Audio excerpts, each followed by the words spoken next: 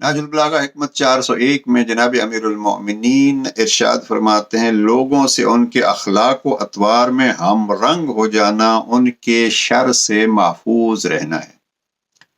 بہت ہی مہم جملہ ہے انسانی زندگی اور معاشرے میں رہنے کے لیے، لیکن دو چیزیں متوجہ رہیں۔ امام نے گویا یہ فرمایا کہ مباحات میں آپ لوگوں کے ساتھ مل جل کے رہیں، اپنے آپ کو الگ تھلگ نہ کریں، لیکن اس کا یہ مقصد بھی نہیں ہے کہ حلال اور حرام کا خیال نہ کیا جائے، یعنی شرعیت کے اندر اگر رہ کے آپ لوگوں کے ساتھ برتاؤ کرنا چاہیں تو یہ بہترین طریقہ ہوگا، لوگوں کے شر سے آپ محفوظ رہیں گے۔ ہمارے یہاں مثلا رسومات بعض ایسی ہوتی ہیں جن میں حرمت نہیں ہے، مباح ہے مثلا، تو ان کو انجام دینے کی کوئی حرج نہیں ہے بلکہ بہتر ہے۔ لیکن اگر اسی فرمان کو آدمی لے کے یہ کہے کہ ہم جناب لوگوں کے ساتھ ملتے ہیں اور حرام پہ عمل کرتے ہیں تو یہ صحیح نہیں ہوگا۔